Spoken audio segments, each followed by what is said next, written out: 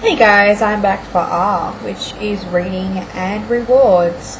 In my prompts, nano tips. So like my eyebrows, they're cool. Okay, so today I'm going to be talking to you about a few different topics in regards to reading during nano. Now, some people are against it, some people are all for it. I'm the person who is all for reading during nano. Because let me tell you, I have challenges and I have library books that need to go back. I also have books that I've just been so excited about, why the fuck would I wait to read them? Why would I put off reading for a whole month? Now, in saying this, there is going to be different people who have different moods, who have different lives, okay? So a lot of people do suggest that you do not read certain books during nano. Again, I think this is pretty silly, okay, because in my perspective, reading during nano, reading anything during nano, just replenishes my soul. Now, the reason I say this, and a lot of trouble, I guess, people foresee, I guess, as trouble in nano when it comes to reading, is that you're going to be influenced by the people that you're reading. Let's get something out there right now, okay? You have 11 months before November, okay? 11 months. You have been influenced by authors already. Their influence is inside you. It is inside the world. It's inside everything. Probably part of the reason why you did do nano is because you really want to write and you're inspired by these writers and you have your favorites and you're like, oh, okay, if Sophie Kinsella can write a book, so can I. And you know what? You guys can.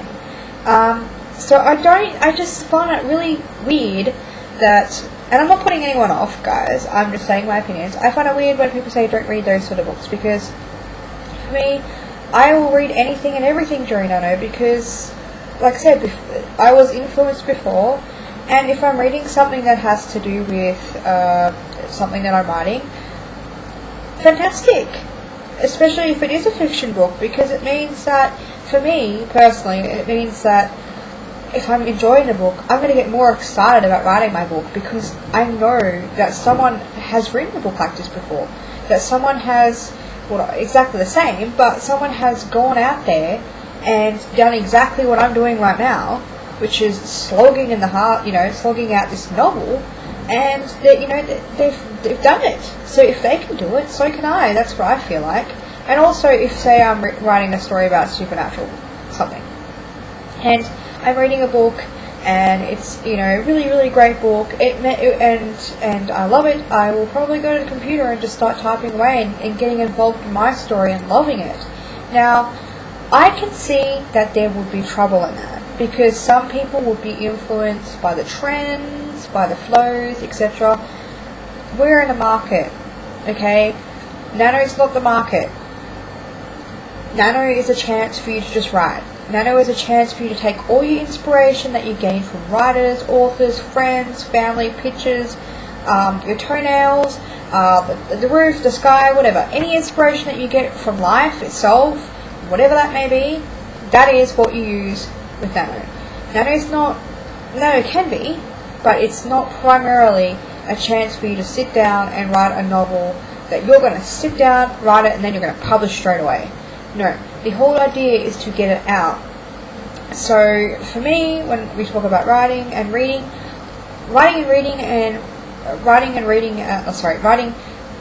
practice and reading together. I'm trying very hard to keep my thoughts flowing here. For me, if I want to write, I've got to read too, because I've got to learn from reading. I've got to absorb from reading. I've got to. I can tell you the truth, guys. How I learned to write, how I took the chance to write, how I'm doing nano right now, is because I was reading. And I read during nano, I read before nano, I read after nano. Because by reading, I'm learning. I'm learning about myself, I'm learning about my characters, I'm learning about other people's characters, I'm learning about life itself. So I think it's very, very important that you at least choose one of the following types of reading. when you're doing nano, okay? Just even if it's just one type, because reading is very fundamental to writing, because without writing there's no reading, without reading there's no continuation of writing. So like I said, it's a fun time. Nano is a fun time, so why should you put aside something that you're so passionate about as well, just so you can focus on one thing? And focusing on one thing like nano and not having that time to read can actually destroy some of that process.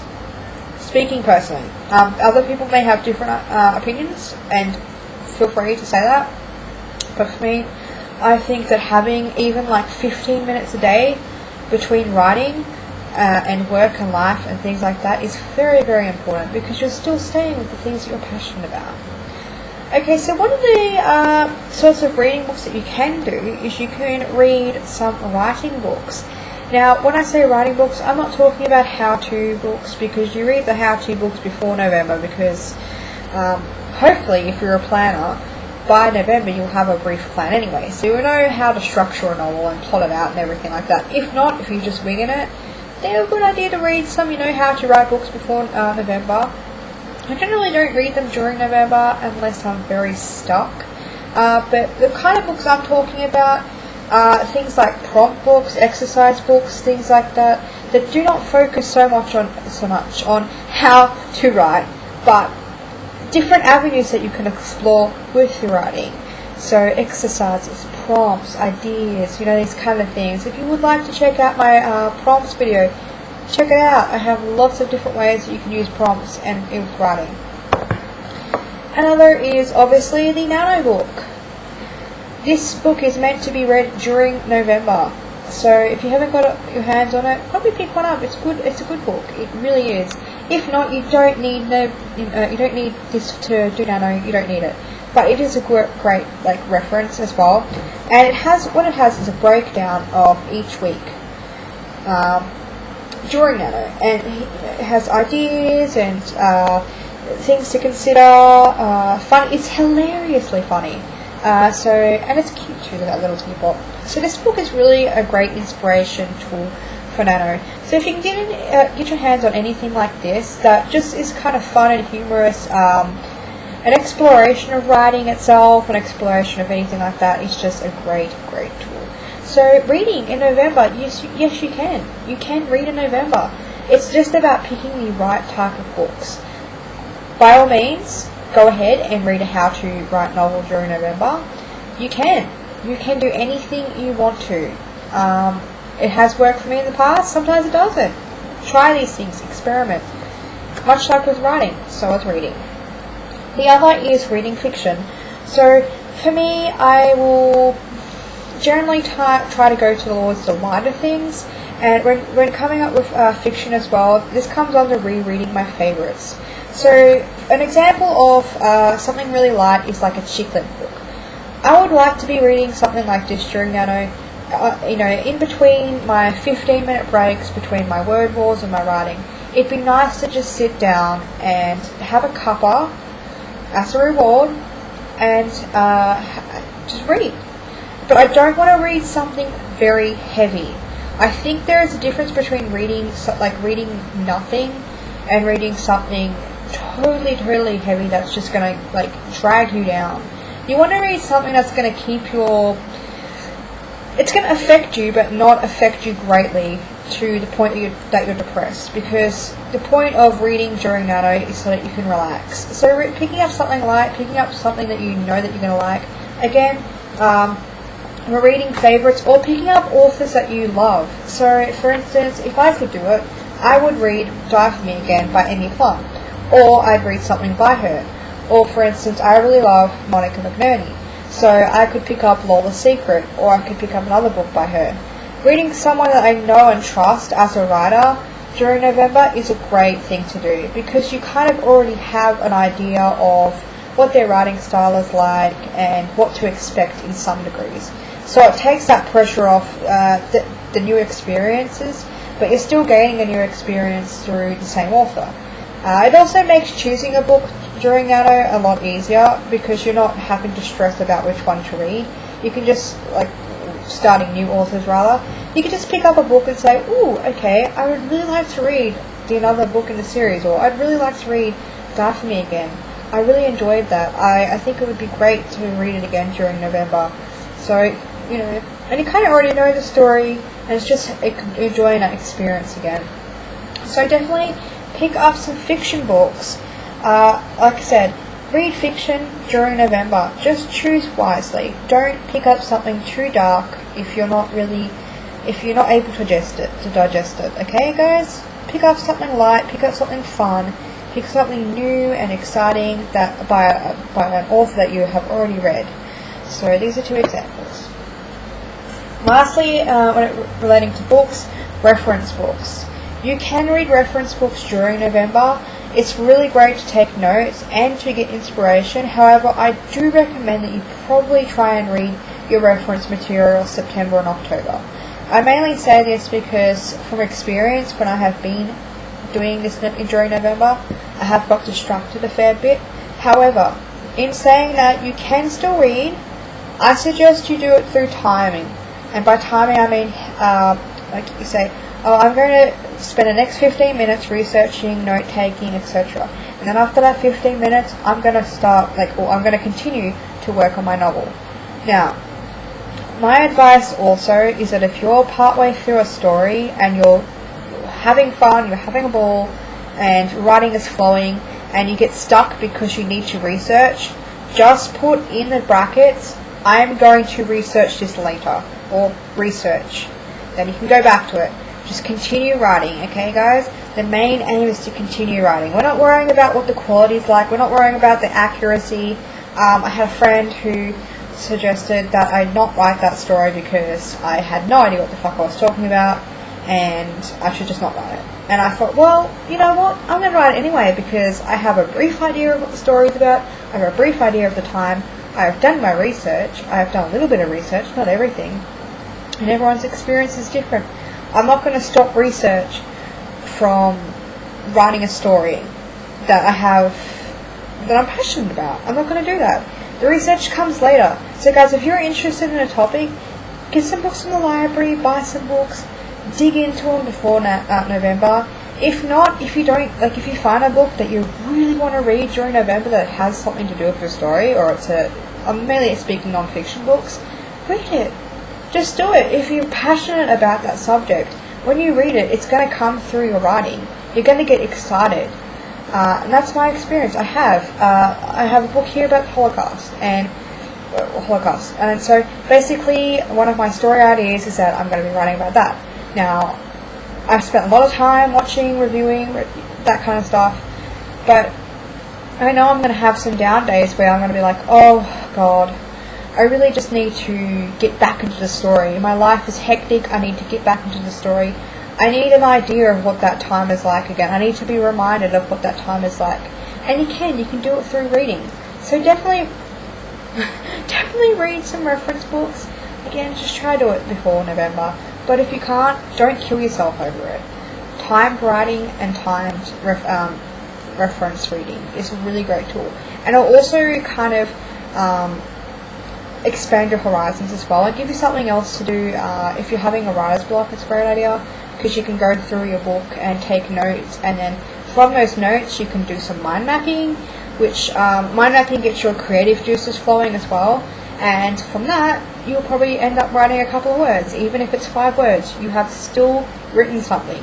That is the point of nano writing. So that is books.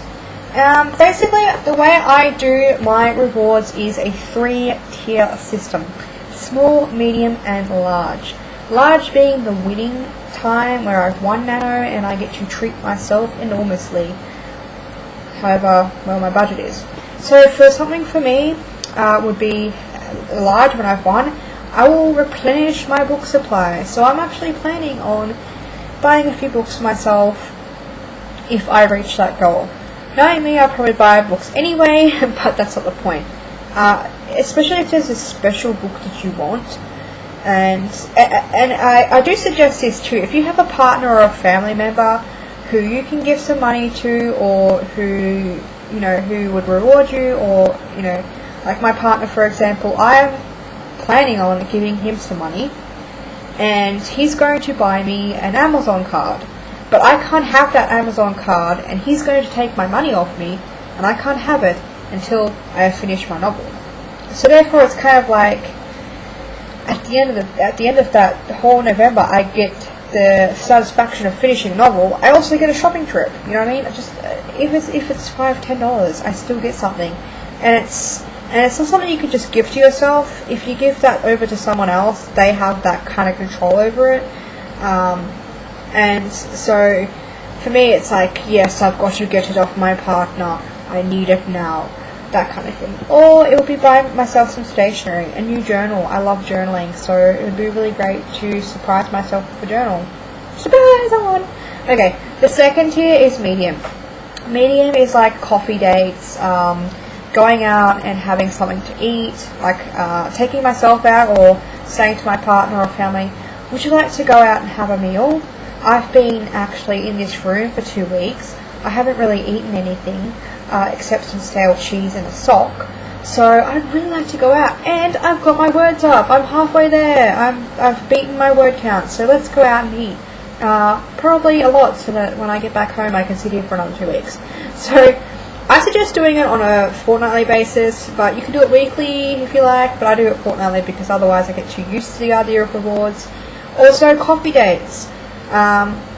Even if it's simply like a coffee date, like taking yourself out for a cake or a coffee or both, or a lolly run, or Starbucks, whatever.